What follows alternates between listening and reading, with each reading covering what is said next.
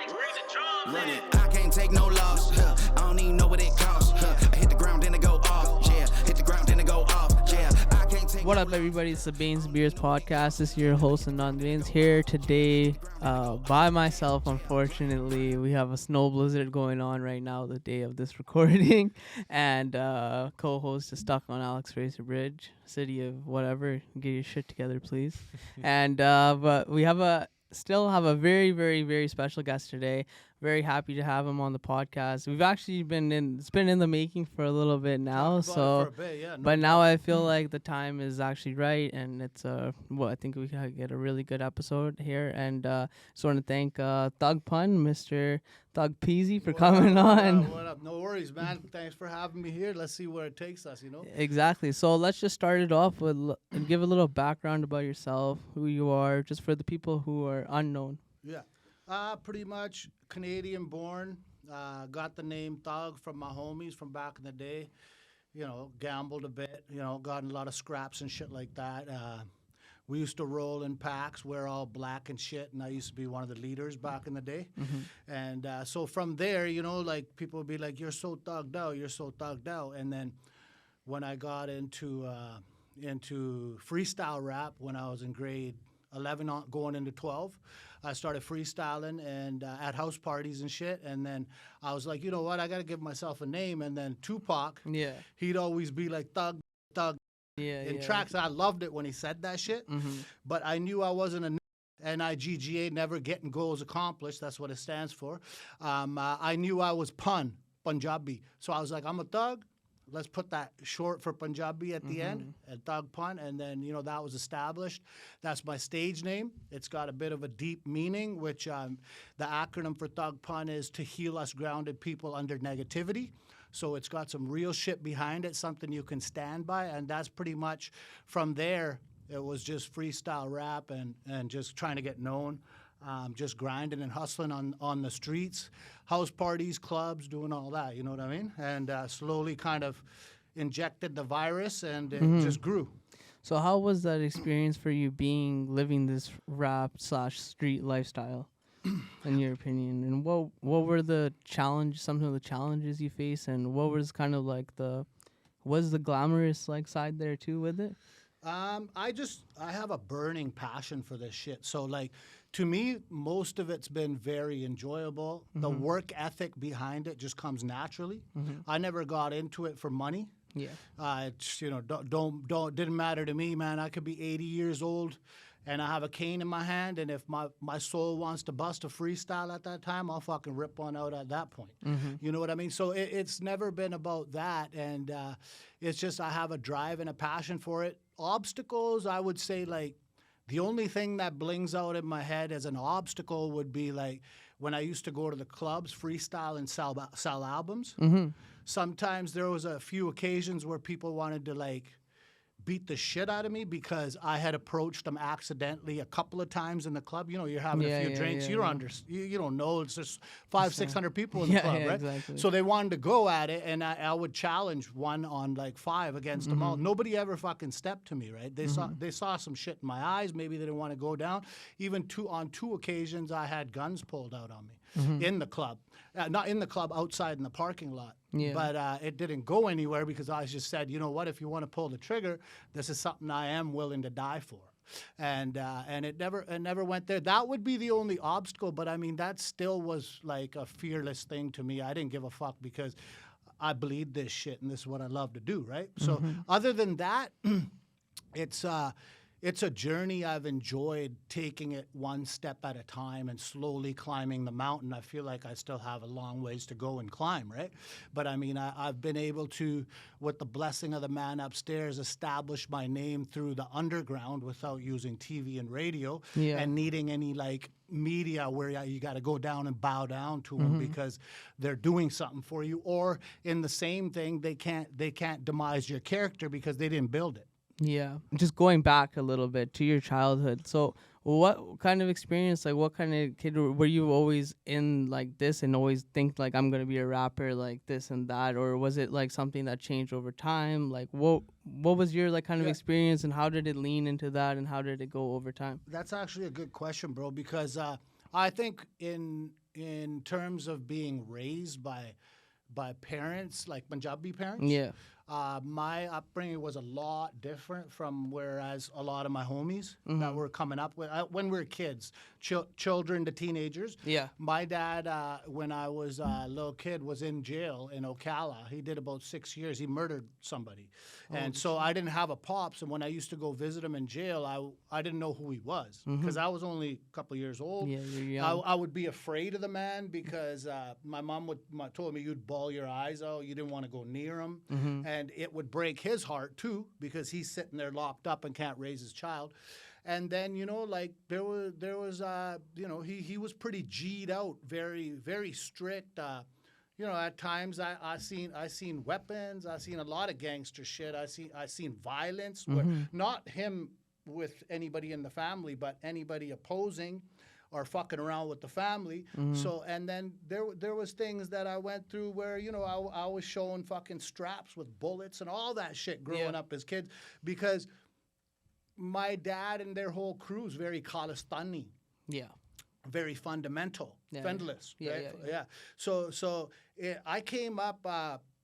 Kind of off that, the kind of way, like in a way, because it's very, it's not very, I wouldn't say like extremist in a way, but it is. They don't mind to have guns out and stuff like that, and be hard, be aggressive, and have that kind of command respect when they walk in somewhere type of thing. For example, like one time while I was at a club, like at early age, like even as a teenager, I was getting into local clubs. Right? A lot of us did, right? And I got in a scrap, got shanked 2 inches above my heart. It was me and my boy against like 12 guys, right?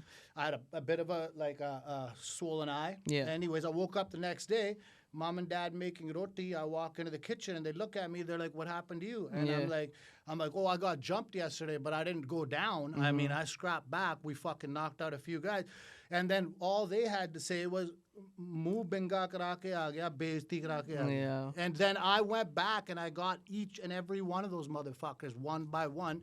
At one point, I was over the border at a gas station. I grabbed 3 of the bitches over there because the way I was disrespected within my own core family, that it's just the way you're raised, upbringing is, right? So just kind of that hard mentality because my dad, probably because of the way he was in jail. When he was in jail, he was the only Punjabi in the jail.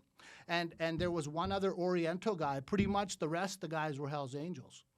Even he's the only one there by himself. Even his cellmate was a HA, And then what time did he get out of there? Did he end up coming back in your life at all? And did you? Oh then he came back once he got out. How was that relationship?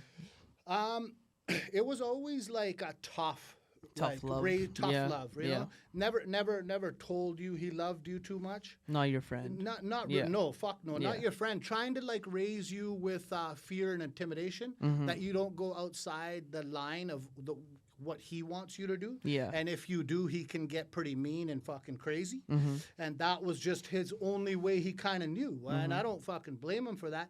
I actually, now where I'm at with the music and all that, I'm glad I was fucking raised that way, But even at the same time, he also wrote music. And sang Punjabi songs, mainly Khalistani and stuff right?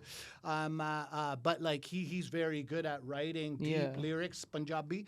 Even my mom, she can write like spiritual lyrics, like poet kind of style, poet stuff. My sister, she raps. She doesn't anymore. My brother, before he went missing in 2006, he also freestyle rapped, but he only did English, and my sister only did English. I do both, right? So it kind of runs in our family, and then even like it goes to like even my mama. He busts. He writes lyrics, dharmic ones, and also, and co-produces his lyrics with other singers and dijatas and stuff like that. He's done like 15, 16 albums. So your family is pretty musical, you would say, and how and do you feel like that's influenced what you are around? That's why what you love to do. The passion, right? Not in it for the money, just love doing it. Just I'm the only one I think that just stuck with it and went very public with it, I guess. guess, right? Yeah, You know? more like, I guess, consistent and Consistent. out there, like Use it as almost like a job and treat it that way. and you're saying that you made it like kind of like in the underground world, made it like name for yourself. So how do you feel?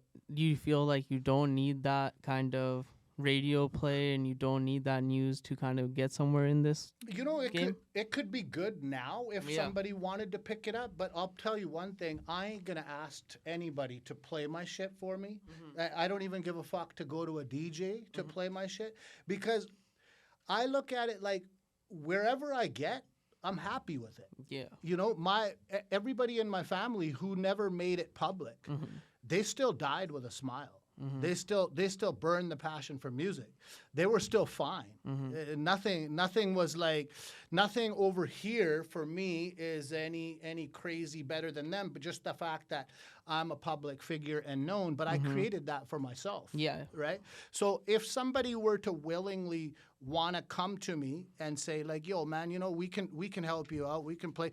If they propose it, I can be open to it, but there's no fucking way I'm going to them. I just don't care. Yeah. You know, like I could have went to radio stations a long time ago, like, you know, when 94.5 was playing hip hop all the time. I could have walked in there with a suit and everything on. They had to play 33% Canadian content, and I could have got that done because I know how the business side works.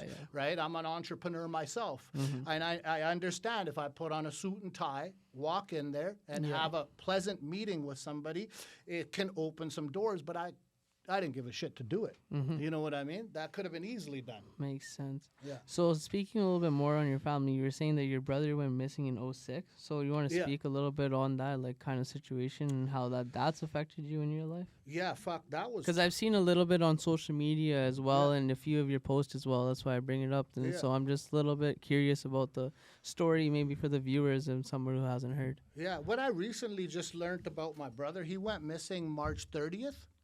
And this was in 2006, but March 30th, he was a Sikh, Gursik. Yep. A few years before he went missing, he started smoking weed. So like not like crazy amount or whatever, but fall asleep. He started drinking a little bit, you know, but nothing wrong with that. That's what teenagers do, right? Everybody, most people. And how old was he? He was 16 when he went missing. It was his grad year. Okay. So anyways, I told him, I'm like, yo, bro, money, if you're going to be blazing a little bit, having a couple of drinks, you can't wear a patka, man.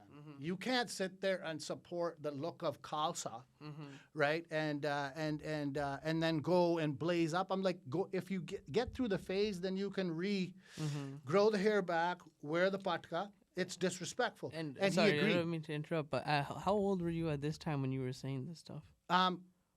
Because that's a pretty mature way of thinking at that age. Like I was in my early 20s still. Yeah, so like I feel like a lot of people like nowadays let that kind of stuff let that slide. But as an older brother, you kind of stepped in. And I kind of wanted to you know, I'm like you're because he understood Khalsa like to the max. Yeah, exactly. Beyond because he did the Gurdwara school. Even I did it. But when I said that to him, immediately it blinged in his head, like, you know, that my brother talking some real shit, some true shit. I do look like a fucking chump doing this. And then he shaved his head, right? So anyways, where I was going back to is lately I've been, because the Khalistan movement has kind of rebirth of it now, right? I was looking up, and that date, March 30th, back in 1699, is when Guru Gobind Singh Ji, he established the Khalsa on that date. Oh, wow. So March 30th, my brother was very Amritdhari and very about the religion. We have pictures of him in India when he was like 3 years old with a gun on him with Sant Pindrawala's picture in the back. So I was like, holy shit. And then when that hit, it fucking put chills through my whole fucking body. And I just literally learned this in the last week because I'm writing a song on Khalistan. Yeah. So yeah, fucking. So I don't know exactly where your question was, but that came up. You said I was just wondering, like, with the story of like how it affected you and going through like all of that, like at such a young age and stuff, and like what, just basically through social media and their posts, just kind of like explaining. So in the first year, I never knew. I had heard of writer's block. Yeah. I never actually thought I could ever experience it because I was a freestyler. Mm-hmm. Like, how the fuck does a freestyle rapper experience writer's block? It just Shit comes. just comes. Yeah, Mom, I used to spit freestyles 45 minutes, Mm-hmm. right? And so, anyways, so as soon as he went missing, bro, I couldn't fucking write a lyric Mm-hmm. for a full year. So the next time March 30th came in 2007 was a 1-year anniversary. I went out, I had some drinks. Yeah. When I came home, I went and slept in his bed. When I went and slept in his bed, when I woke up, in 15 minutes, I wrote a song called "Standby" on my brother. It's on my YouTube channel, and that song took me 15 minutes to write. That's when my writer's block went away. I wrote that song. 1 year, I couldn't write a single line, not even a rhyme. I couldn't even fucking write one line. You just didn't have the passion for it. You didn't have anything for it. It was just a straight It's like- blackout. I don't know the passion. It's like a life sucked out of you in a way. In Almost, a way, yeah. In a way, but honestly, like I'm a guy, like I'm about the art of war. Mm-hmm. So when something fucking negative happens and it hits close to home, Yeah. I look at it. There's two ways you can go. Either you fucking put your head up like a lion, or you fucking bury your whole soul 6 feet under while you're still alive, and you can't let that happen. Yeah. There's two ways you can go, up or down. There's no in between at that time. Right? So I chose to keep my head up. So you're saying, like, you know, it might have weakened me. Yeah. But I think my focus is more on who the fuck is responsible for my brother being gone, you know, as in like a manhunt. Yeah. You know, so that was it. And then at the same time, I was the one in the whole family who was in charge of speaking to the media for all of North America and Punjab, India. So I was so heavily, my brain was just so capacitated, man, with what I had to do to talk to the media at the same time, a figuring out process of where the fuck's he at. So to try to write and rhyme, like, it just wasn't happening for me. But it was in my consciousness, in my mind, I knew, like, man, I can't fucking write nothing right now. And I was like, okay, there is a such thing as writer's block. Yeah. You know? So that was tough. The first year was really tough. And then I would think overall the first 5 years was tough. Up and down. The first year was just tough. Yeah. And then the next 4 years was like, okay, it's okay. Oh, Adjusting, it's not. Just like a fucking seesaw, right? Yeah. Up, Roller down, coaster, up, down. yeah. Emotional roller coaster. So after 5 years, man, what it is you just, for me, it was like, it's a thought he's in a better place because spiritually I believe in God a lot, the Ekonkar, right? And I believe that if you use your third eye, the conscious mind, you're able to connect with the higher power, whether it be a soul that's dead and gone, that's still there as an angel, or it just be the one God, right? So I was able to know that, like, you know, my brother's energy isn't physically here no more. Yes. It's more spiritually around. Even though there could be a 1% chance he might show up, I'm not losing that little hope. But 99.9, 99%, most likely he ain't around. It's been too long, right?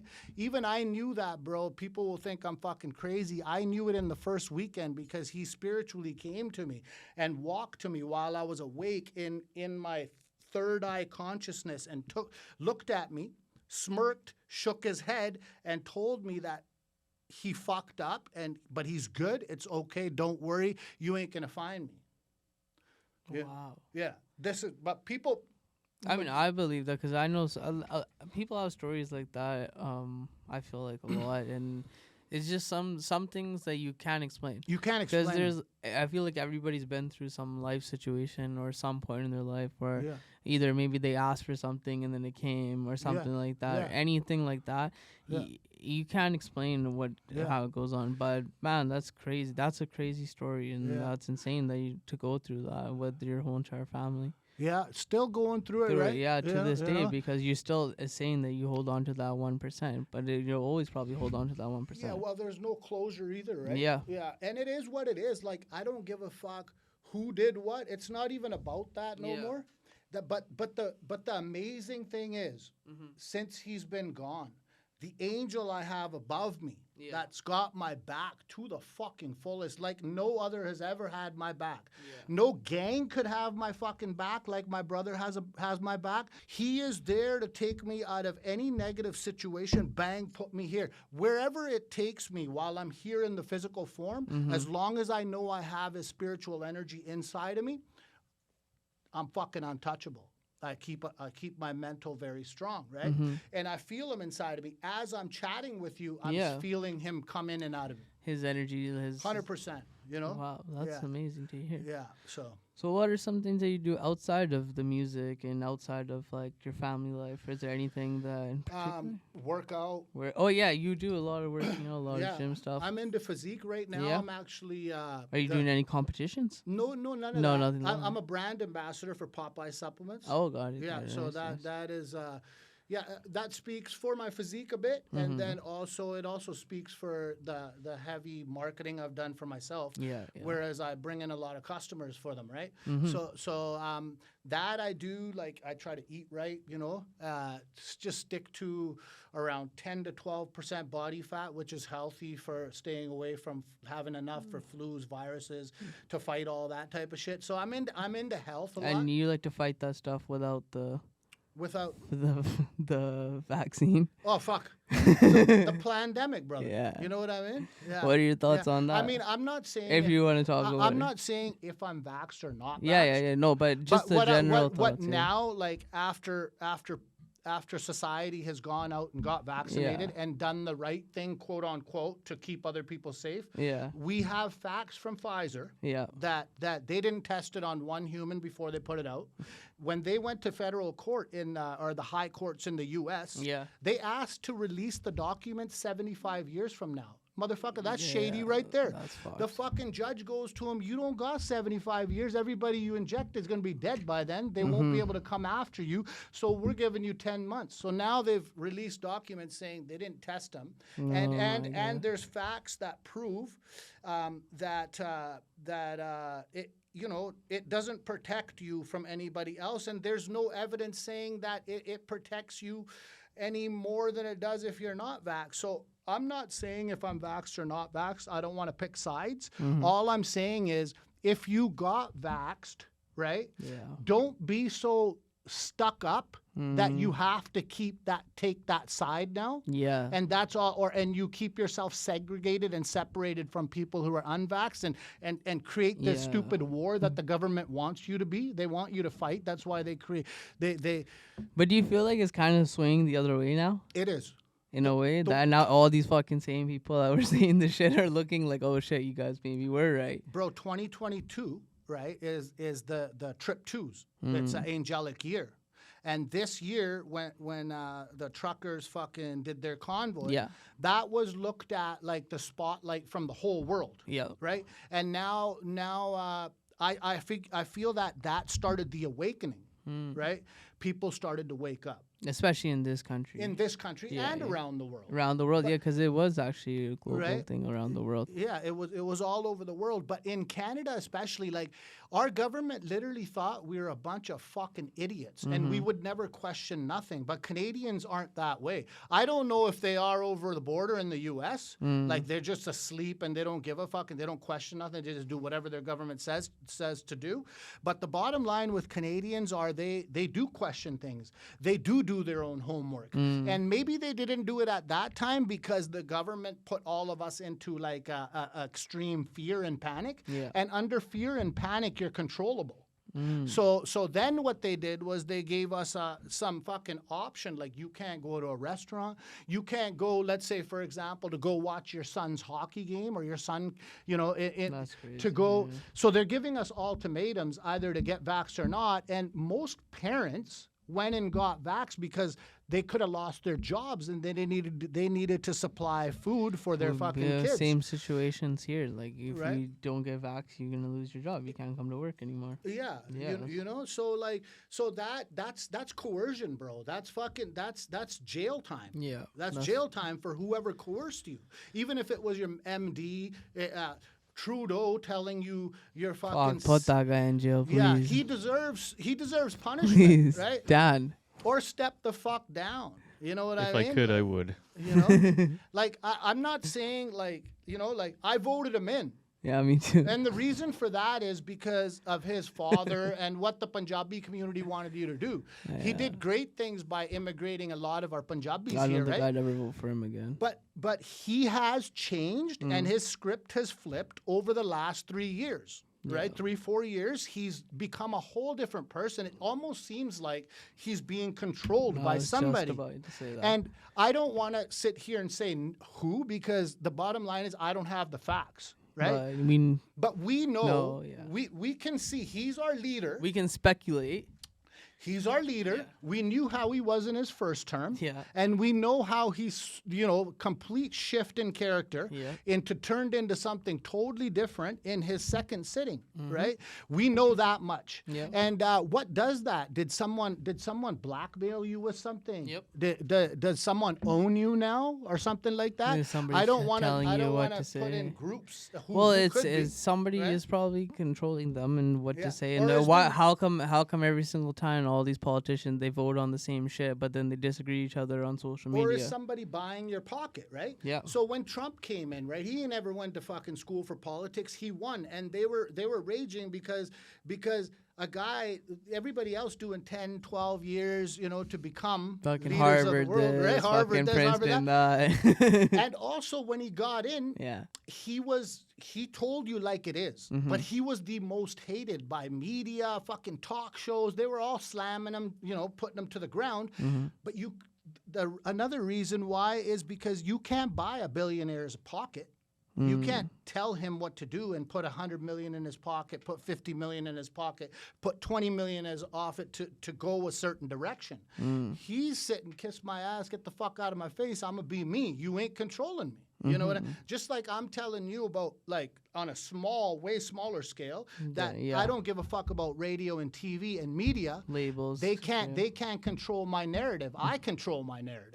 I can demise my name. They can't demise my name. So and so I don't even give a fuck what kind of money they bring me. You know what I mean? I don't. That's need not what matters to you. That's not what matters to me, because you ain't taking my soul. If I can't do music from the soul, it's no longer music. It becomes work. And it's not yours because you have a very unique type of music and unique type of sound. Exactly. So nobody can really imitate it. I feel Yeah, I like. hope not. Yeah, no doubt. So like who Trump don't want nobody's money. He don't need it. He's got endless money. Yeah, you he's know? not worried about it. Yeah, and now they're canceling a guy like Kanye West because he's speaking against their narrative. Yeah. You know what I mean? So I don't know, a lot of bullshit going on, but I think the world is waking up to it, which is what we need. And I think whatever agenda and plan that the NATO countries have in position to fucking execute by a certain amount of time, I think they're tripping up a lot because they're having to go faster because they understand that people are catching on to them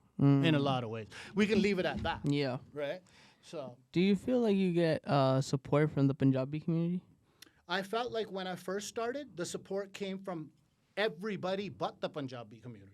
They hated me the most. And they looked at me like, what the fuck is this guy doing? Who do you think you are? Maybe I was ahead of my time. Yeah. And nobody else was freestyle rapping up against black people or African American people in freestyle competitions in the club. I was the only Punjabi. Yeah. Right? So that was the thing. Okay, before we get into that, like Yeah. you guys were like in Vancouver, like doing freestyle battles. So like I had me plus a couple of people VIP in every hip hop club in BC at the time. Oh, I knew all the owners, Yeah. all the managers, all the bouncers. Yeah. That's the politics of business.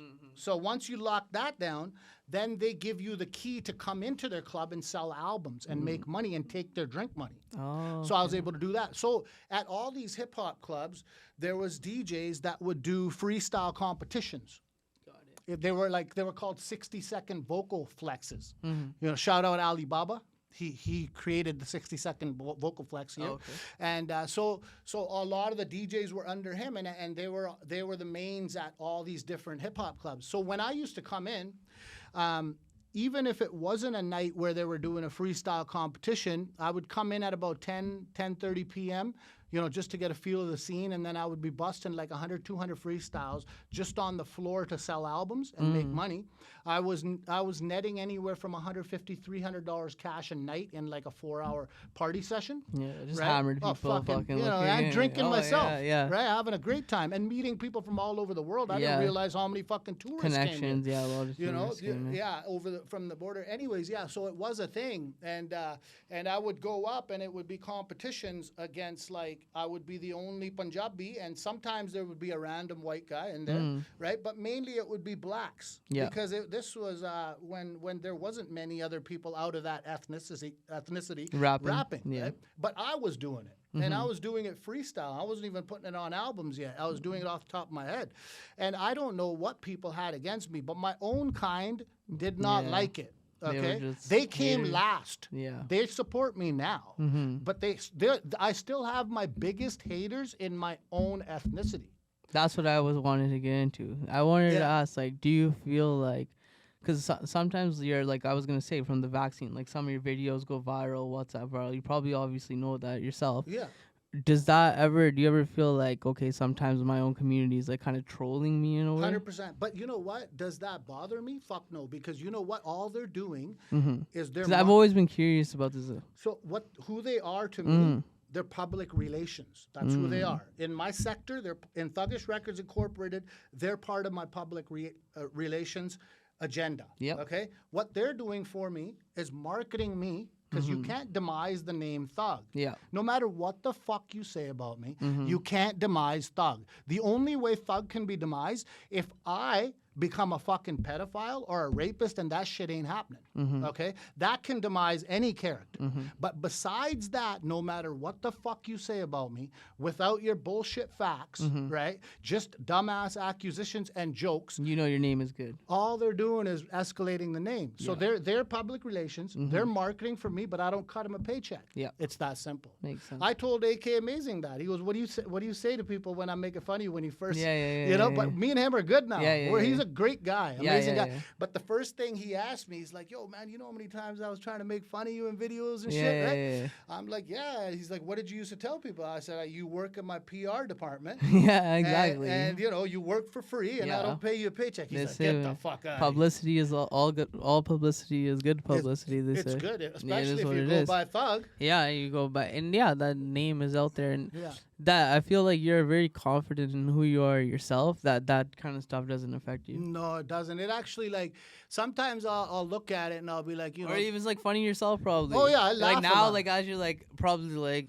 you know, growing and you've been now in the game for how many years, like maybe once or twice it could affect you here or there, but now you probably look at it like, okay, like that's jokes. Like even sometimes when I feel like you're making the videos, you're like kind of like trolling too. Oh, fuck I talk shit back to yeah. You know, most people, like artists, won't say anything. Yeah. They'll just leave it right alone. But I'll fucking dive in there. I don't give a fuck. Like, I'll start commenting back and fucking with them. You know what I mean? Yeah. And they'll sometimes be like, what the fuck? But here's what I learned long time ago about letting people affect you. For example, it could be your own immediate blood family, right? Only let them affect you if they affect you in a positive way. Other than that, you have to be able to control your emotions, right? This is very hard to do. Yeah, this is of course. easy to say, hard to do. Yeah. But I feel like I've done a good job in being able to somewhat master it, I would think. You know what I mean? So even if it's my dad or mom or sister and they're trying to say something negative, all of a sudden my consciousness knows this is becoming now negative, and they're trying to change my emotions from either here or here down to here. Or they're trying to get me to act in some type of anger or rage. To get some sort of reaction. To get a reaction out of you. And what you have to do at that point is you have to use your third eye and your consciousness. You have to hop outside of the body, look at yourself and be like, yo, dude, from a third person view. Yeah, a third person view. Yeah. And it's like, look what's about to happen to you. Don't let it be, because in the end, realistically, they're your blood, but only you control what you mean to yourself and mean to this world, right?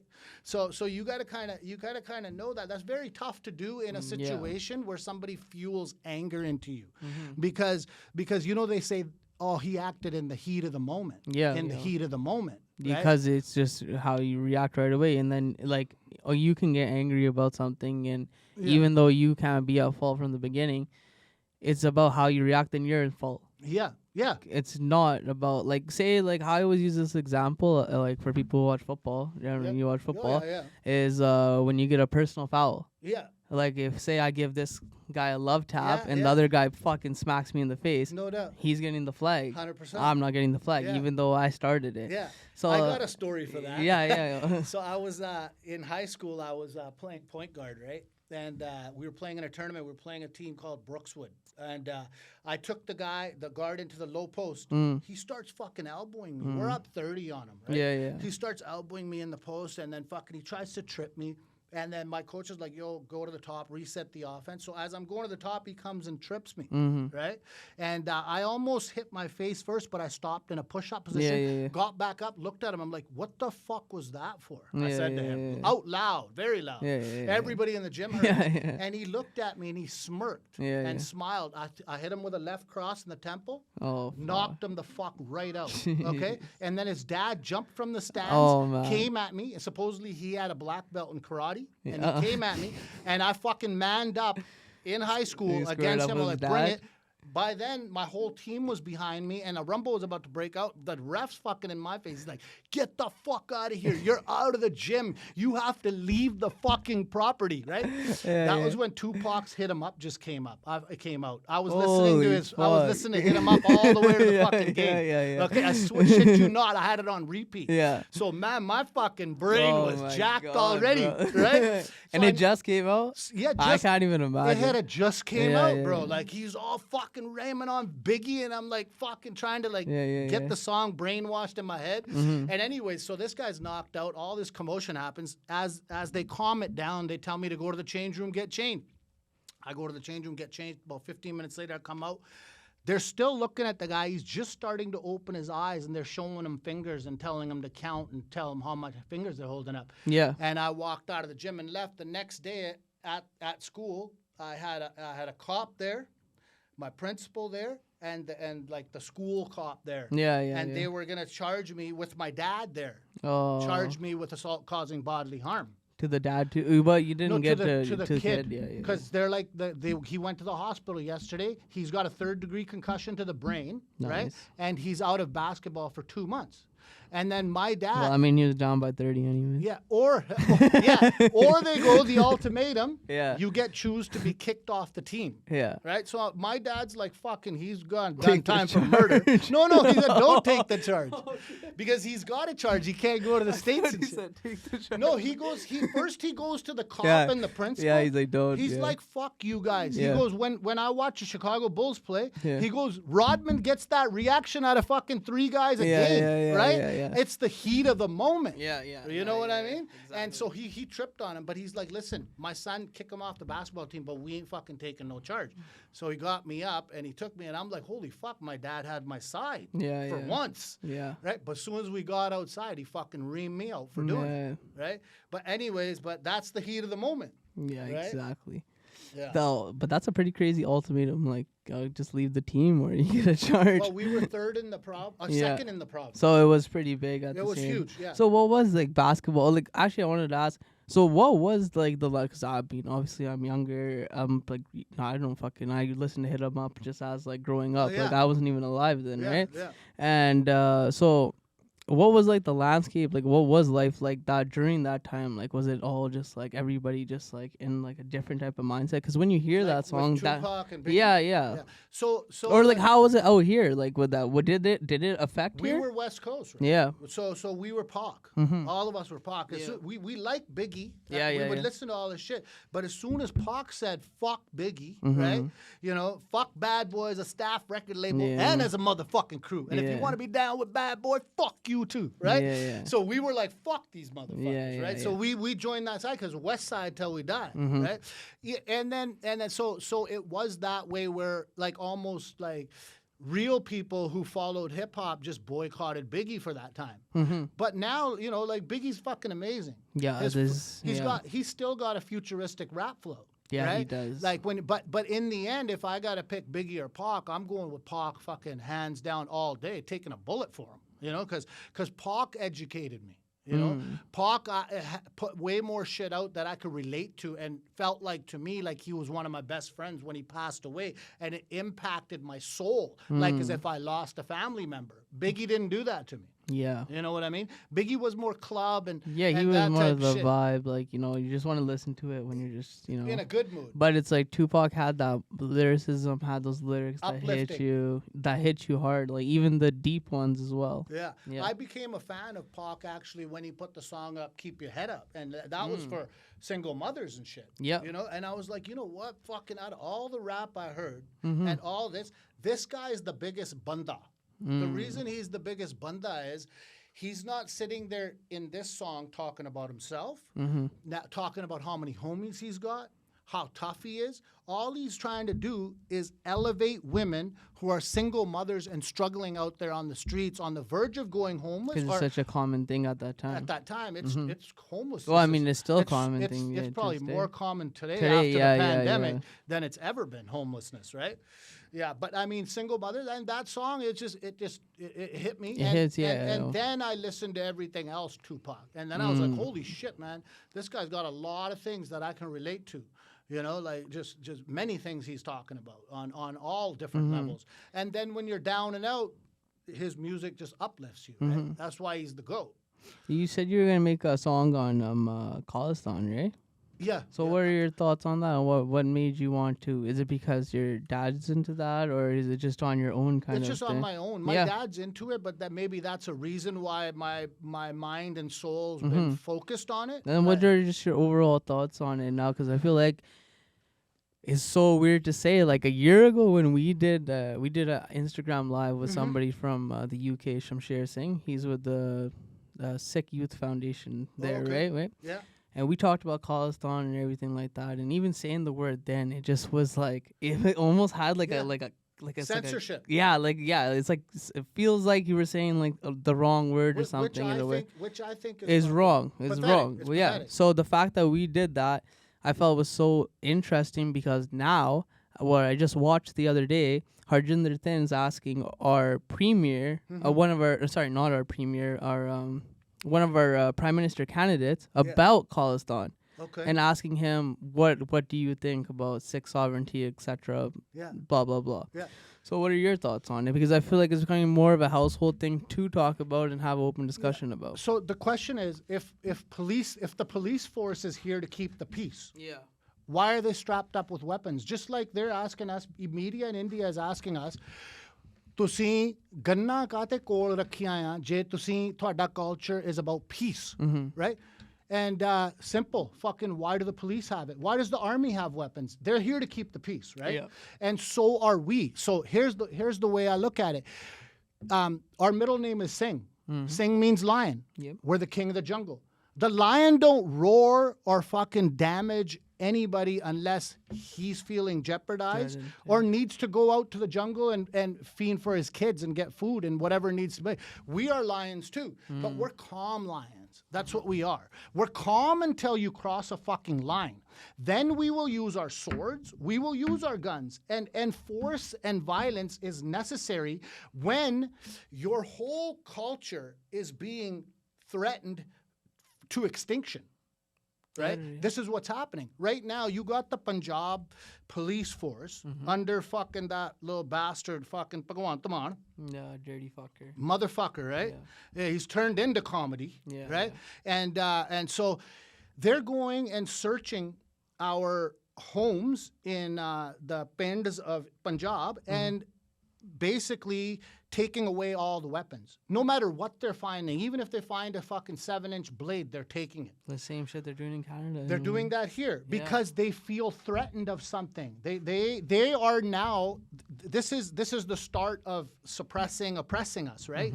They're gonna, once they make us strapless, even here in Canada. Once they do that, they're planning the next level of tyrant on us, the next level of control, and that may be with force. I don't know, but that's the way it's looking. Why are you making us unarmed when we haven't done anything to be violent and done anything wrong, all of a sudden you're disarming us. You're disarming us because you're coming for us. That is the only reason you're disarming us. Yeah, like in a way, like how many Canadian school shootings do we really see? Not much. It's mainly a lot of the shootings are gang shootings, and you ain't ever gonna stop gangs from getting guns. That's It's gonna never happen happened. everywhere, Fucking build a wall, they'll go under it or over it or through it. They don't give a fuck. You know what I mean? Well, being part of all this for like such a long time and having like the OG experience, what are your thoughts on all these kids these days and the gang kind of stuff? I don't know. Like personally, thoughts. I would think like it starts with the government. Well, let's talk about the I'll tell you- Indo-Canadian kids. I'll tell you where it Yeah. starts. Okay, I want to put the blame on the right people, not the parents either. Okay, I want to put on what they advertise on TV, what they talk about on radio. They talk about this glamorous life. Always about the new car that's come out, the new technology that's come out, the fucking lifestyle you should be living, and all these type of things are brainwashing young youths, right? Subconsciously. And they're feeling pressures, right? To be like, we're nothing if we don't get these things.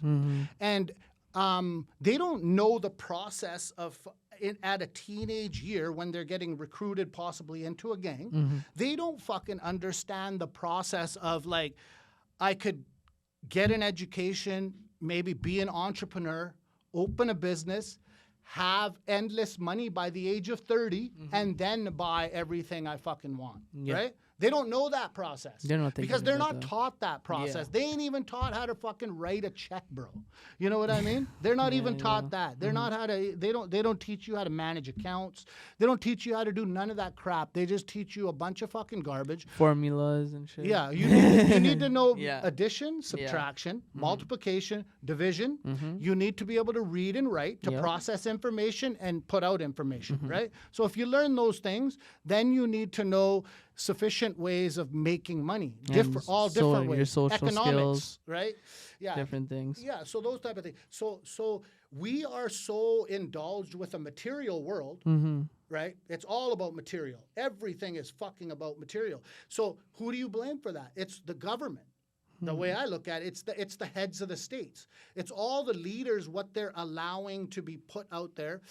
Why is there a company like Balenciaga, Versace, Gucci? Why do they allow like these price gouging prices on these products that it's like the only like the rich or whatever can afford, and that's how you get your status. That shouldn't be how you get your status. Your status should come with the type of human being you are.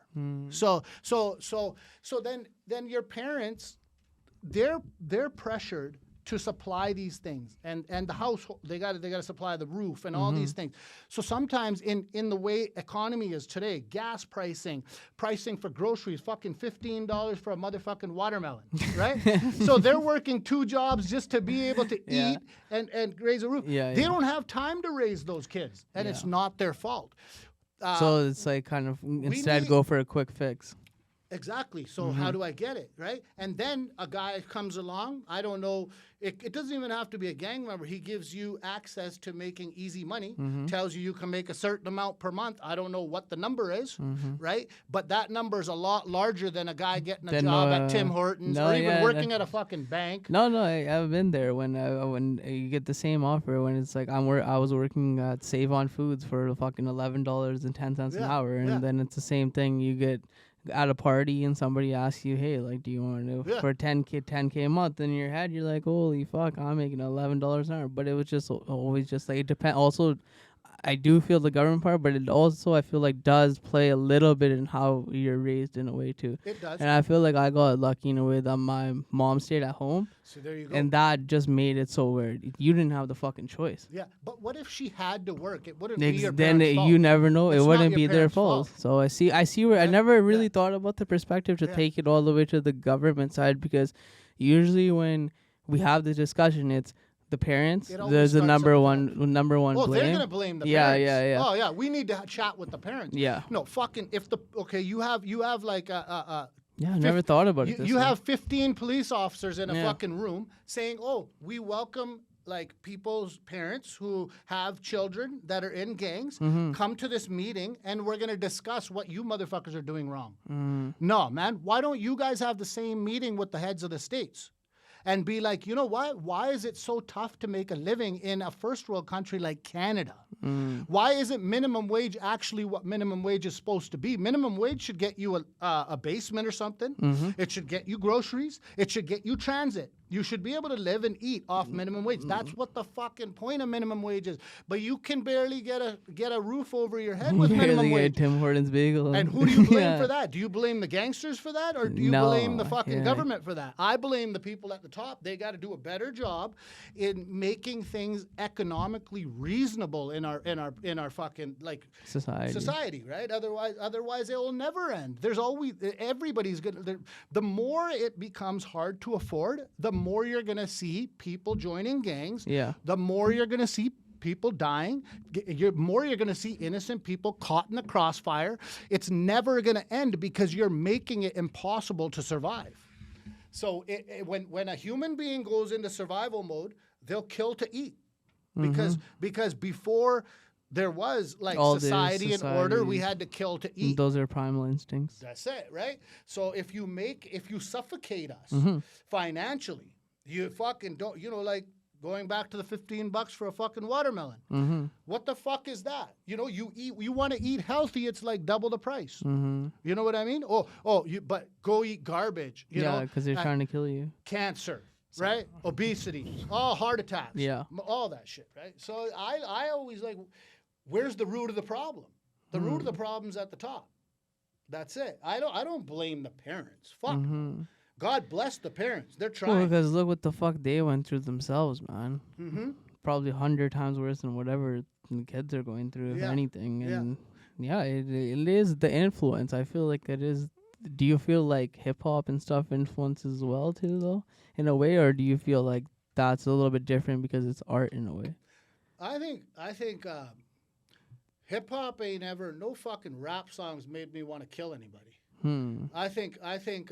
Or made me want to knock the fuck out of somebody or go fucking break someone's legs.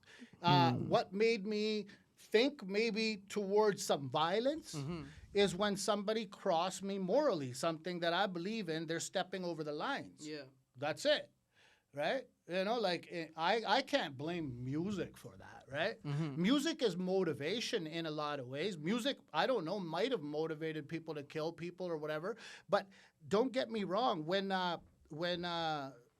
jails were privatized back in the early 90s, late 80s, I think it was, they endorsed gangster rap because they needed people to start committing crimes and getting charged and put in jails so the private owners could put money in their pockets from the prisoners. And even till this day, jails are privatized. So using violent music is a tactic, I think, in order to corrupt a mind, right? But I don't know, like, how weak is your mind? I have no idea, right? Like, I have a strong mind. The music isn't going to corrupt me. I'm speaking for myself personally, right? I understand what makes me want to be violent is if somebody fucks with me or my family, something that's a moral standard. Moral side, something that kind of disrespect. Something that somebody tries to maybe stop my flow of income, like to support the family, and like comes in the way of that, or grabs my mom by the fucking throat, or goes and strikes my dad who might not be able to defend himself like he could in the prime, right? That sparks a violent retaliation in me, not music, and nor has it even when I was a teenager, right? Music has actually healed me. If anything. A million times more than it ever led me to violence. Without music, I'd rather die, bro. Without being able to listen to music, whether it be gangster rap or fucking tingling Punjabi music, right? Like fucking music is power, man. It's healing. It's a therapy. It's a medication, man. Do you want to do more Punjabi music and work with more like Punjabi artists and stuff? I know you worked with a few, obviously, in the past, but what are some of your new plans?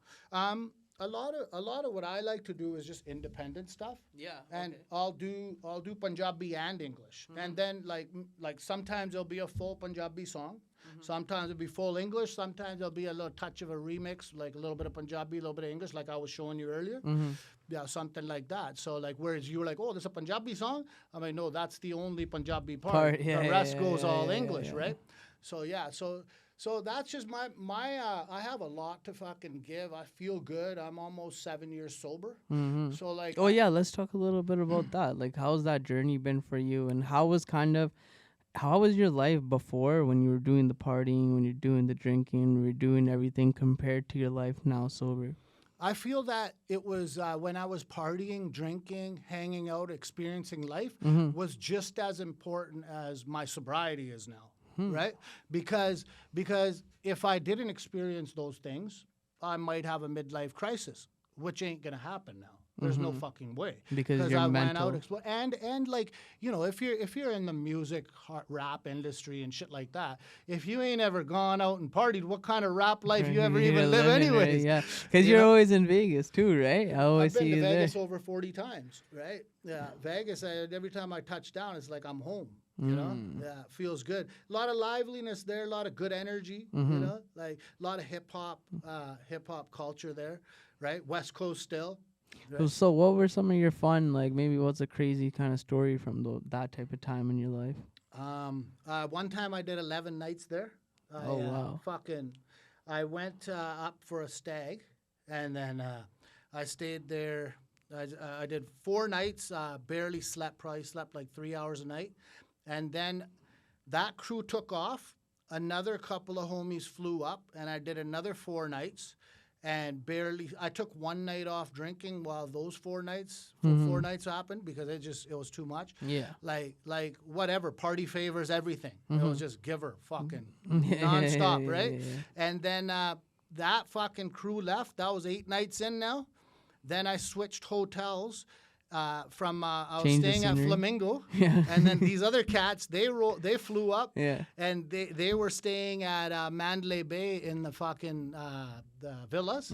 So we had like a mansion style 5 bedrooms, fucking rocked it, you know, like $20,000-$30,000 bill in 3 nights. Holy right. fuck. So and then so I did that. It was all fucking drinks, party favors, barely sleeping. Yeah. When I got back here, took me fucking a full like 1 week to recover from it. It was just crazy.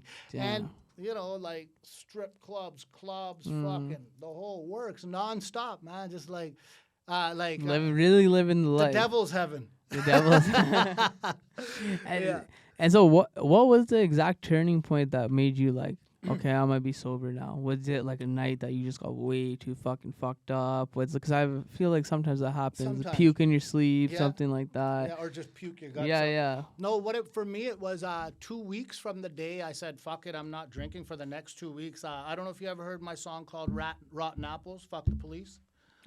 No. Yeah, it's called Rotten Apples. Okay. Yeah, and check it out on Spotify. Check it out. Yeah, better to check out the video on YouTube. Yeah, on YouTube. Yeah, it's got the full video. It's a pretty high-end video as well. Yeah, got a nice storyline to it. So okay, anyways, the sobriety thing. So this is where it started. I was out for a birthday party. I partied, rocked it till 10 a.m. And then I'm like, you know what? Till 10 a.m. the next day? Next day. Nice. Yeah. Simple. No problem. Ate something passed out. Yeah. Ate something passed out. Yeah. Then when I woke up, I'm like, fucking horny pants. I'm just going to keep It's just like one of those things like, oh yeah, I'm not drinking ever again, right? No, not that. Yeah. It was, I had the video shoot for Rotten Oh, Apples. okay. And in there, I had to have my shirt off. Oh. And it was in a jail cell. Like, Okay. I'm in a jail cell in the scene, and like, I wanted to nail this shit. I wanted to Yeah. be lean, feel good. I'm like, I can't drink, because if I do that, it's going to flatten the body. Yeah, I'm not going to have yeah. the bounce look. So I stopped. And then when I finished the video shoot, I'm like, Chalo, horn fucking, let's celebrate. And I thought to myself, let's just wait till the project comes out. I'm on a 2-week roll. Let's just roll it. I'm going to put the project out in 4 to 6 weeks. By then, it'll be a month and a half, 2 months. Then we'll rock it. That 2 months came up because it took 6 weeks to release the project. I was like, you know what? Now I'm rolling. I'm like, fucking, I've finally gotten to the point where I can actually go out with the homies and not have a drink before I had to hide for the first 2 months. Yeah. So I'm like, I'm able to come out in the open into the public without having a sip. And they're not looking at me differently. They're not. Yeah, they're doing just kind of like, anything. okay, stay on your roll for a bit. Ain't lasting forever. Right? Then after we'll be pegging it soon. Yeah. Then 6 months went by. I'm like, chalo pan, chalo hona chakka diya. And I thought to myself, because the last time, a time before that, a few years before that, I had done 6 months. But at that 6 months, man, like 2 weeks time, leading, it was like, dude, Let's I can't fucking wait. Right? But this time around, it wasn't that feeling whatsoever. And consciously, I recognized that. I'm like, I don't feel the same way I felt the last time. So I'm like, let's just keep riding with this, right? And like, people are starting to accept the fact that I'm not drinking, especially the homies. Then a year went by. Once a year went by, I looked back. I was like, shit, making more money. Like the shit I'm doing is less stressful. I've cut out a lot of negative people in my life. And do you feel like your circle around you really affected how much, like what type affected your sobriety and like not being sober for so long? I don't know. I think everybody can relate to this. Like, not talking about anybody you hate or that's your enemy, but just people you associate and get along with. When it comes to alcohol, you feel like you're closer to them than you actually are. Like, because you have that thing in common. You're going to drink and gup shop. Really that motherfucker probably don't give a fuck about what happens. Yeah, it's like if you die, they won't be at your funeral. He just likes the fact that you're there drinking with them so like they could feel less about themselves. And and at that point, there's going to be some socializing going on. You might laugh. They might laugh. It is what it is. So what that 1 year did for me is like, who the fuck's real? Who the fuck ain't? Let's only keep the real. Like who you can still have a conversation with even though we're not having a who peg still today. Calls me, just or who still wants to go out grab some lunch or some shit, because they still want my energy. Just want to actually chill with you for you, not just the not fact because we're begging away. Because like not like I don't want to hang out with this guy. He doesn't even want to beg it or whatever. He makes me feel. Yeah. But it's always I feel like it's always about that person in particular. It usually because I is. used to feel that the same way when we weren't drinking. Well, Buddy's not here today, but yeah. when we weren't drinking for 10 months, right. The same thing. I just feel like when the people were coming to me saying like, oh, what the fuck, like you aren't drinking, like, looking at me like I'm the one with the fucking problem. Maybe you should look at yourself with the fucking problem. You ain't real 'cause you ain't drinking. Like or it's like my this my word, blah blah. It's just like, bro, like it's just I'm at this point in my life, no like doubt. you just understand it, right? Yeah. And but I feel like I just feel like people were just look at you just like this different way. Because but I feel like it's on them. Most of them, depending on what age they're at, like let's say if they're from the age of like 16 to 24, 25, then it's not so what I'm about to say. But I think beyond that, I think they look at you and envy you.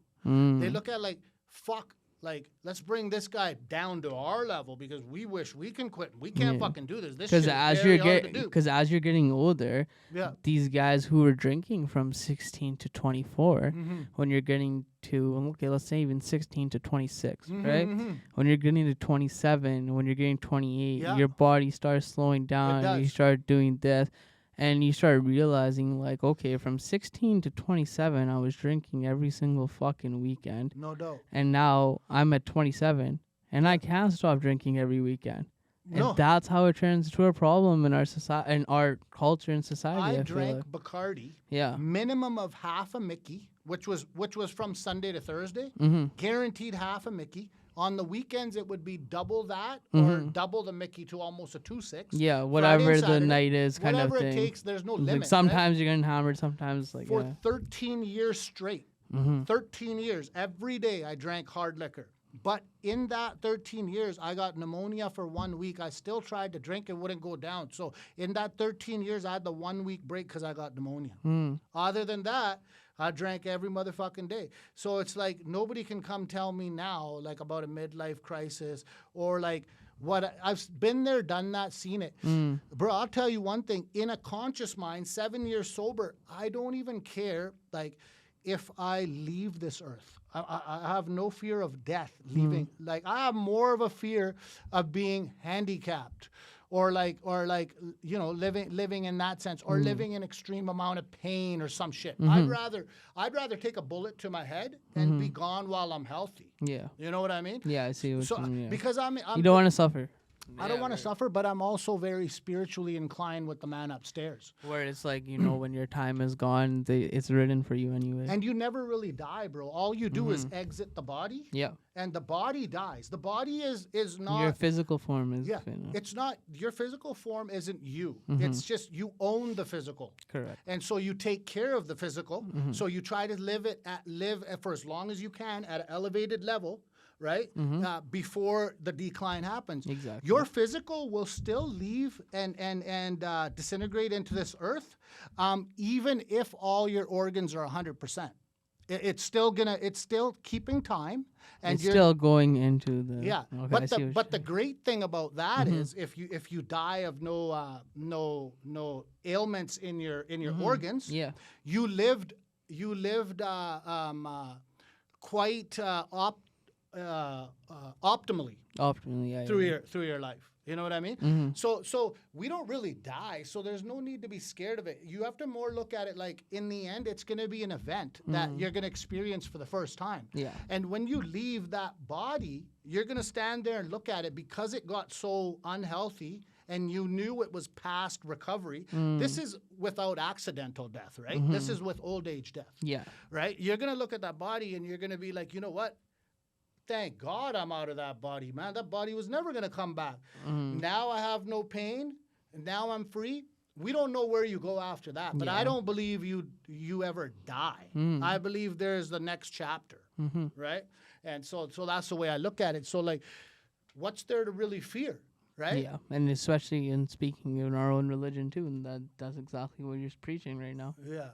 So I agree as well. You want to spit a freestyle for us? Yeah, we could bust some shit. Let's do it. We've had one artist on here before. He did one. It was a written one though. But if you want to just go, I can't really do like beatbox or anything. But check it out. I'm wearing a Thug Pun suit. And if you fuck with me, I'm ready to shoot. I got a whole crew, AJ Sadu. I'm straight gangster, no studio prankster, but we might be sitting at a studio. Right now, I'm visualizing a hot bitch shaking her booty, bro. Like she in the club or something like that and chilling with a thug. Maybe I'm getting a lap dance. Maybe we about to romance. But my whole feeling about to enhance when we doing it like this. I got my gold chain while I'm kicking game.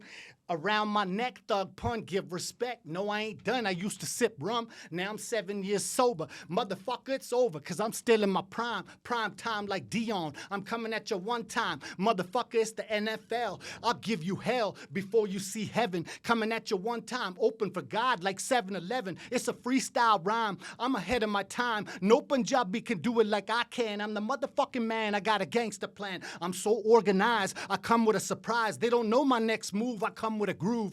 Thug Pun in the orange and black. Are you down with that? Shit, motherfuckers on crack when they operate in the streets. We kicking rhymes, but I don't hear a beat. Yeah, it's my treat. Sit back, relax, have a motherfucking seat. Legendary as Tupac. I'm ready to rock. Right to the motherfucking top. I'm escalating slowly but surely. Motherfucker, don't worry. I'm right here in Langley, but I could be going to Surrey. Then back to Abbey. The bitches want to grab me when I'm on stage. I'm ready to rage. A 12 gauge or a 22 shotty. Motherfucker, that hottie got a body. And I'm looking at her thighs and her booty cause she looking at a cutie. This is my imaginary. Coming at you one time. No bitch wanna marry a thug like me. I'm too wild. But right now I'm busting a freestyle in front of your face.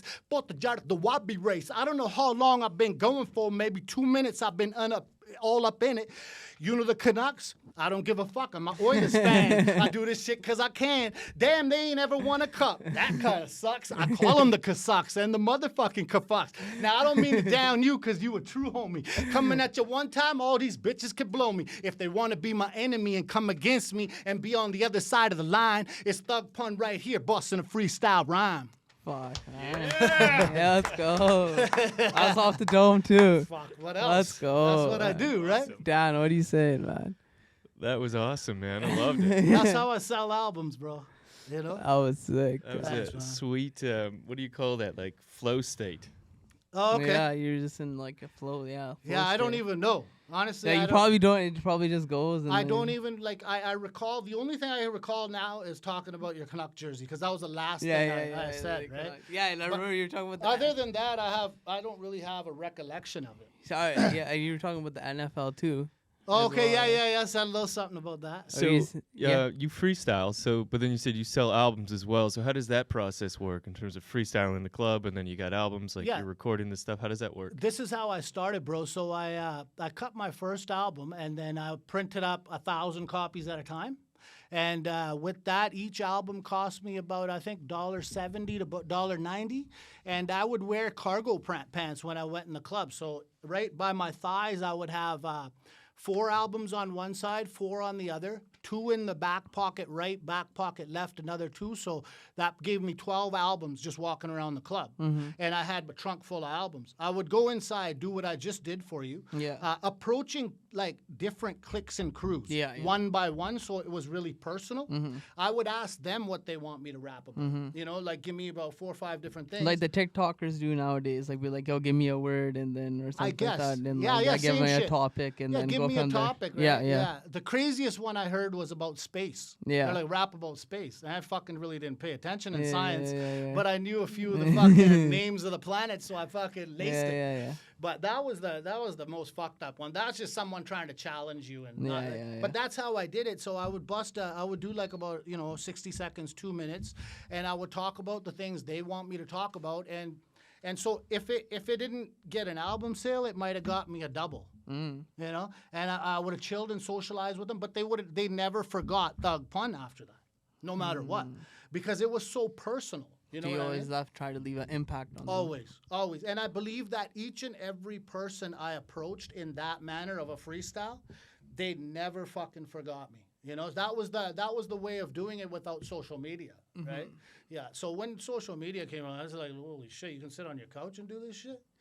So for you, do you feel like your social media presence now, like it has like how has that impacted your career? Do you obviously we talked about the PR, everybody basically being a PR, but how have you used social media to help you in a way, and do you feel like it's helped you more than before, and it's like just a little bit easier now, because before you're out there grinding at the clubs like that, and now you're just posting a story type of thing? Everything for me happened all with the right timing. Like I was like coming up, and it was about being out in the physical form. When you're out partying, I had so many crews and cliques of fucking homies, buddies here, that buddies somebody's there, going to the club every day of the week, and I'm it's still the rolling same and meeting today, them there, man. right? Oh fuck, man. Right? It's still the same.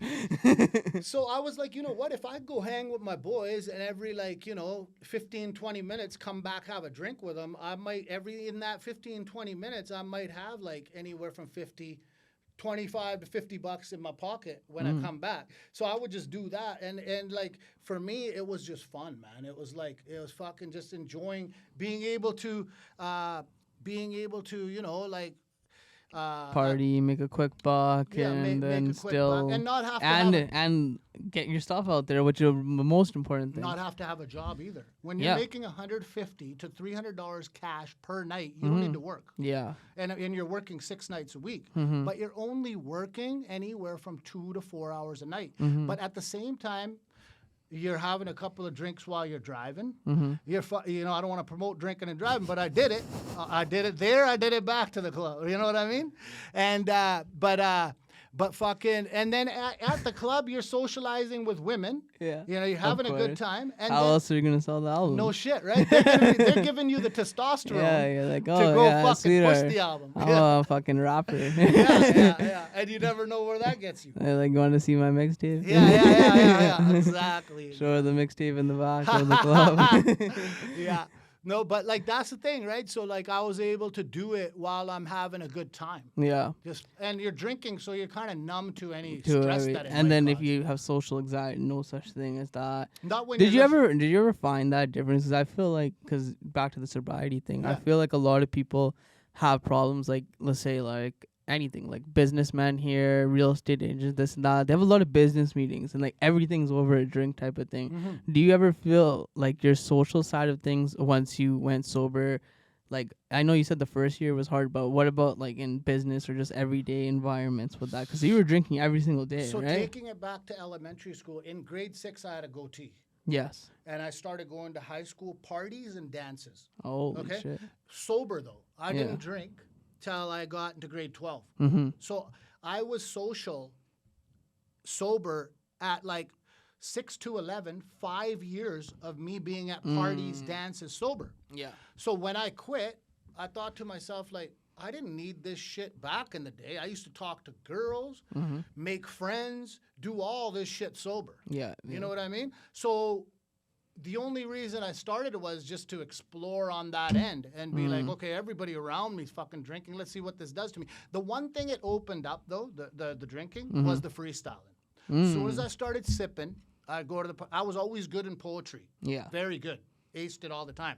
And then as soon as I started drinking, that's when I started freestyling. So that might not have unlocked. I have no idea. But the fact of being comfortable. But it all happened for in time and reason, right? Oh, yeah. Yeah, it all happened the way it should happen. Like, wherever God meant it for me to happen, like it's like I rode the cosmic energies. You know what I mean? Not everybody can ride the cosmic energy in a positive way. Yeah. Like, you can have a guy surfboarding, right? And one guy knows how to surfboard.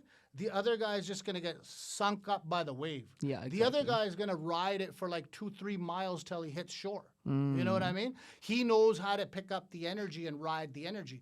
I just felt like wherever the positive right energy came, I just rode with it. Yeah. You know what I mean? So you've had the goatee since grade 6? Grade 6. The legendary goatee. Not to this Not extent. to that extent. Eh? And But you've always had it, always kept it. I've never not had facial hair. Yeah. Yeah, so something. I had the beard before for a while. Yeah. Now I just go to the goatee. It's easier. It's something that just sticks out, like for you as I feel like it's a part of you though too at the same time. If you're gonna be the goat, you gotta have a fucking goat. Oh. It is what it is, right? Yeah, that's hilarious. I like your merch. This is your merchandise as well. Yeah, I just got 5 new tracksuits made today. I picked them up earlier, bro. This is one of them. That's awesome. Yeah. So. We'll go grab that when you can. Yeah, I don't really sell it. You don't sell it? No, it's just everything I just have. For yourself, just for kinda. myself. Yeah, that's about it. But I mean, maybe one day we'll see if the right person comes around, wants to do the groundwork to do everything. To get it, because it's a fucking pain in the ass. It's a pain in the ass. And how many stresses do you want? Yeah. I like the stress because it's not a stress of just music. You know, I like it allows me to just be in my soul and spirituality and element like too many things. Yeah, you can make more money. Like, I mean, man, people die with no money and they got the same care at the hospital that a millionaire did. You know? Yeah, especially in Canada because it's a free fucking healthcare. So you can't. For I don't know how long. Maybe you can, but it's like shit might change in the next. It's 2 like years. you can't even buy like your special treatment like either. No. In a way, that's so it also helps and hurts in some situations. How are you gonna cure cancer, right? Like if somebody gets cancer, what's your money gonna do for you? There is a guy on cancer. Oh really? His name is Lee Whitley. He's from. He's cured a lot of people recently. Even a 4-year-old kid. He's with leukemia. He's curing right now. Yeah. And what he does is he injects some type of THC, like marijuana THC. Oh really? Into the tumors, and it's destroying the tumors. It's basically making them cancer-free. Reason being is something to do with your nervous system. It's like your body has 28 cannabinoids. So it's reacting to and the marijuana THC. has the exact same 28 cannabinoids. If I'm correct, it's 28. Yeah. And so he's injecting people with this shit, and it's fucking curing them. Some of them, like, could be overnight to a week. Some could take 2 to 3 months. But if he gets to you fast enough, and he's doing it all for free. He's worth $50 million. He's done 20 years in the pen for marijuana dealing from Mexico, like international import-export. And he's a fucking doctor. Well, now, Well, I guess. yeah, he does it all for free. He doesn't charge nothing, but he's gonna have to start charging for the price that he's paying for the oil. So literally for the cost of it, he's talking about he has to start Raise charging funds and stuff like that. And you know they say when you can cure cancer, you might get shot in the fucking head too, right? Well, he's already done 20 years in the pen. He don't give a fuck. That's the best part. Yeah. It's like if they want to come fucking shoot me, come get me. Do you have any thoughts on Andrew Tate? I think he's doing great things, man. Yeah, anybody who's getting canceled these days is doing a great job. You know, they're doing something real and something that's against the narrative, which whoever these motherfuckers are don't want, right? And they're controlling majority of the world. Yeah, so I think He talks about a lot of good things. Sometimes when he's relating men to women, he's a little like bullyish to the women, a little over the top, right? The man should always be the man. The man, because without like economics and all this shit, if shit just hit the fan and it came time to hunt, the women would be the mothers. Yeah. They would stay at home, take care of the children, or And take we care would of the go home hunting. and have meals cooked. You're going to go do the hunting regardless. Yeah. You know? It's not a choice. But he kind of takes it to an extent where, like, Trying to be a little funny. a little over the yeah. top. Yeah. And yeah. that is why some women may deter from like 90% of what else he's saying. You know, so I think if he can lay back on that level and do that in a bit more of a respectful way, I think even more women would start opening up to his thought frame. You know, that he could make one little minor change on that, but other than that, I got nothing but love for the guy. Yeah. What are your future plans for business and for music and stuff like that? Future plans, just stay at it, man. I have like 15 to 20, maybe 25 songs banked. Yeah. Like unreleased. Ready So to- now it's just about like picking and choosing what I'm going to make a music video to and put it out. And you were talking about how the platform, how do I use today with media to an advantage? My biggest advantage and sets me apart from any other rapper coming up from around here is go look at my music videos and look at the quality and the amount of money that goes into something like that. And I've built it with my own two hands, right? Is like, how much stamina do you have coming up as a new artist to catch the OG? You know, you might drain your bank account after one music video. Yeah. You know what I mean? You But might get 2 out. Yeah. You might get 3 out.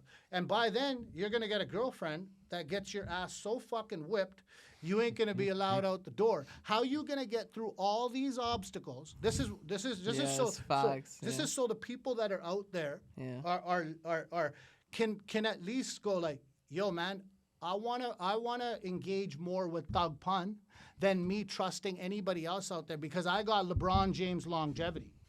And I'm still I still feel good, God bless. This isn't anything I've done. The energies from like the angels above who are dead and gone, and the man upstairs, the Ekon God, somehow has kept me in the right flow and kept me youthful enough, because you have in this rap game, especially street conscious rap, you have to be 1,000% deadly confident. If you're not that, you can't do it. What exactly is street conscious rap? Like, what's a definition to somebody who would just like, okay, yeah, there's street rap, but what would street conscious rap Okay, be? before NWA was classified as gangsta rap by the government, right? They used to talk. Their rap wasn't to them. It wasn't gangsta rap. It was reality rap. Yeah, of course. So when I say street conscious, it means I'm paying attention to news media and the things that are happening right here in our backyards on the street. I'm conscious to all that news, right? Kim Bolin, right? Conscious to you know, Shout out. yeah, she's fucking better at hiding than Bin Laden. But anyways, you know, she does what she does. God bless her. It is what it is. I'm paying attention. I got an ear to the street because it's what I do. I'm a street conscious rap artist. I go by the name of Thug. Yeah. Thug Pun, right? So that's what and I deliver that gangster shit like it should be delivered. So, what makes you so conscious about or so passionate about things about the world that makes you want to kind of take views on political things, care about it? 'Cause it's so easy to be like, yo, I'm gonna live my life. I don't give a fuck. The world, whatever the fuck's gonna happen is gonna happen. Yeah. I can't fucking control it. I'm not trying to control it. Not control it, but you still have a passion I have a for it. consciousness to it. Yeah. Like I have a mind engaged to it. So this comes from being really content with who I am, and being spiritual, and being peaceful, and being confident in what I do. Yeah. And I know the rap game and the way I want to do it as CEO of Thuggish Records Incorporated. I control every move I make. Nobody pressures me to do anything. I create my own pressure. I make my own moves. So when you're in that state, right, all these other things you can pay attention to consciously. Yeah. And then anything that you kind of your brain finds interesting and magnetized to, you can be vocal and dissect it and speak about it. That's the way. It's not that I'm trying to change anything, but my job is to create awareness about things that I'm picking up on, that a person might be so stressed out in their life, they can't see past their work, So you their bills. you show the reality through your art. Yeah, in a way. that's what I try to do. Yeah, my next song that's going to be out is called Freedom. And in there, I went downtown Vancouver and fed over 300 homeless. Oh wow. Yeah, and I'm exposing, like, That we have a problem that we here. have a huge fucking problem. Huge right? problem. I understand that there's Khalistan movement and we got to talk about Sikhs and all that too. Gotta talk about our own backyard. But we got to first, talk yeah. about where we live. We got to correct it. We're giving billions of dollars to Ukraine, but you can't feed the homeless. Something's fucking wrong here, man. There's an agenda going on. You got to be, either you're siphoning our money over there Yeah. and putting it into fucking some other accounts where you can go utilize it some other way. Yeah. And you can't fucking feed. The homeless are coming by the fucking, by the hundreds, bro. Trudeau's escorts. You know what I mean? Yeah. Trudeau's failing yeah, on a 100%. major level. And if he wins the next election, it's definitely rigged. There's something going on. There's no way this guy can win the next election. And if he wins, there's a serious problem and a lot of shady shit that's happening. That's the I way agree look at it. 100%. Because I'm awake to this country, because I'm born in this country. I'm fucking just as Canadian as anybody else. And I'm paying attention because I have my life in check, in control. So my mind is awake and aware to Seeing everything what's going around you, around me. And this is what I'm seeing. You So know? it makes you do care. Like you're like, okay, well, fuck. Like I'm good with myself, so I can look at these other things from a outside Man, perspective. when I see a homeless person, Yeah. I say the Pelli party of the Jabji Sahib and pray for that homeless person. That's just like, that's naturally my heart. I don't like seeing people in that Without position. shelter, yeah. When realistically it shouldn't be Shouldn't happening. be Not true. here. It should not be Well, happening. yeah, the point you bring up is that our millions and millions are being spent there, but in Billions. our own backyard, we can just go look yourself. Yeah. You can go look in there. You can even go look in Central. You can go look wherever you'd like. Honestly, King George, whatever you want, and you'll find it. Yeah, you If listen go to looking Changes for it. Tupac. Still, Yeah, I see yeah, no yeah. changes. Yeah. You know, you got money for wars, but can't feed the poor. You know what I mean? Like, why the fuck are we sending Ukraine billions and billions of dollars, but you can't spend hundreds of thousands of dollars here and just like help people get on their Facilities. feet, or like, you know, reset the pricing economically, make a minimum wage job be able to afford fucking food and shelter again, like it used to be back. Instead fucking- of just hiking up the fucking prices and And not not- increasing the not wage. increasing, but I mean, you know, they're printing money is a fucking addiction. That's a big It's an fucking problem addiction. we have. Yeah. They know they're overprinting, right? And they keep doing But it. they're addicted yeah, to it yeah. because it's easy to solve the problem Problems. by just using the printer. Yeah. But they don't understand the mass problem they're creating because they don't give a fuck about you. They don't only give a care fuck about their own 20 pocket. years. They're not going to care about your kids. They don't give a fuck. They don't have a conscience to the fucking homeless. They don't they don't even see them. They fucking got security around them. They're fucking hiding behind buildings constantly. They don't even go where the homeless are. You know what I mean? Whereas we drive around, you go to the Walmart, man, you see a crew of homeless people. You know Yeah, what I mean? Walmart underground trying to just get some shelter. Trying to get some shelter, right? You know, like we're lucky as Punjabis, we can go to the Gurdwara if we become homeless. Well, anybody can. Anybody can, yeah, but not everybody nobody knows Yeah, that. yeah. You know what I but mean? if nobody knows, then you need to go somewhere. Yeah. Well, I mean, if you're watching this, you probably have Even a this shelter. year, we did a langar for my brother. Yeah. I do it every year Yeah. on March 30th. Nice.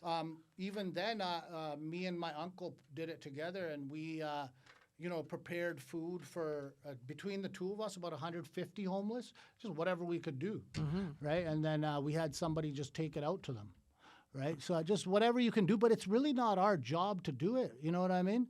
Even though we do it out of heart, It but should be a basic need, you think. it should and, be a priority of the government, right? You know what I mean? Because we are in a first world country, and we're Canada, man. And then anything extra should be out of our heart on top of that. Because, okay, if you provide basic needs, and then we're helping. But if we're the ones providing just basic needs, then it's like, okay, you're giving somebody just basic needs. They still need a little bit more sometimes. We'll never be able to fulfill exactly. it. It's impossible. It's too hard. You need a lot of finances, and you got a lot of you got to take care of yourself. Bottom fucking line, you have to have that instinct. Exactly. Right? So just to end it off here, do you want to give some advice out to people, and just kind of plug all your stuff, what you got going on? Advice, like if you're doing this, if you're gonna enter the rap game, right? Understand that when you enter this game, and if you think like you can come in and create an image, and then think it will never follow you for the rest of your life, understand that it's not like a game. Like, and if you're gonna come into this game, make sure you're in it for the long haul, and make sure you have some type of plan, right, in place before you get into it. Because if you come into a rap game and then all of a sudden try to go get a job at a bank putting on a suit and tie, that fucking little attempt that you made might get you executed, or it might get you fucking fired from your job. The background check might not work out too well. Yeah, You but try to become buddy. a corrections officer. Yeah. Motherfucker, what were you rapping about? Yeah. You know what I mean? Yeah. Make sure you're in it for the long haul. Make sure you're in it from your soul. Yeah. And not fucking think you can make a quick buck off. Flashy lifestyle. That's it. Like you know what I mean? And I don't know what else you were asking me. Plug whatever you got going on, whatever okay. is new, your social media stuff. Everybody fucking knows this guy, man. Main thing is Thug, search me on YouTube. Yeah. Enter Thug Pun. My artist profile, all my projects will come up on there. Plus, I'm on over 100 listening platforms. So you can find me on, obviously, your mains, which is Spotify, Google Play, iTunes. Obviously, I'm on there. Plus almost like 100 other ones. Yeah. So I mean, but I stress to watch the YouTube, because that's where you also see the image. You see high-level production, like almost like mini film-like productions in my music videos. We put a lot of work into that, and then obviously get to hear the song at the same time. So exactly. that gives me the best marketing, I think. Perfect. Well, we want to thank you. Well, I'm so used to saying Yeah. I want to This thank guy's still stuck on the bridge. This guy's probably still in the bridge. Should I actually check? Thugger Claus you brought can the say thank snow. you for me too. You can say thank you for me. Should we FaceTime him? Yeah, let's see what's up. Let's FaceTime him.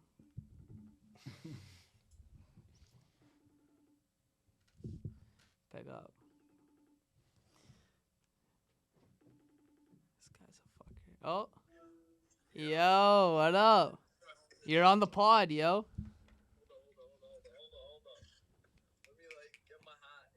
Where are you? You're not on camera. Put him to the microphone though. Put the phone to the mic. Talk.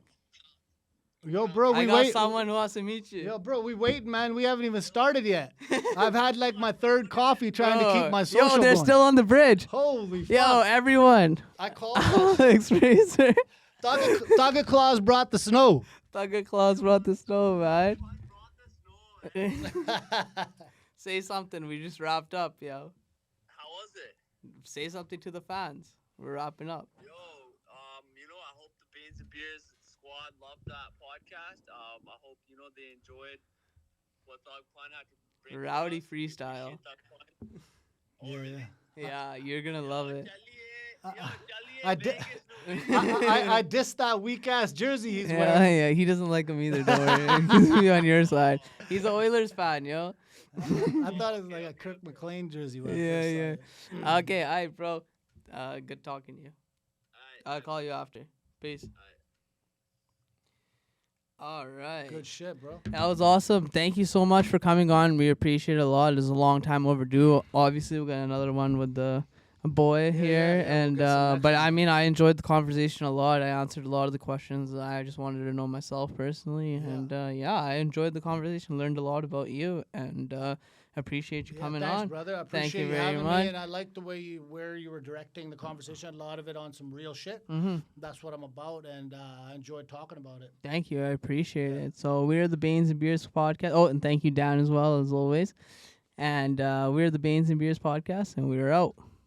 Peace. I can't take no loss. I don't even know what it costs. I hit the ground, then I go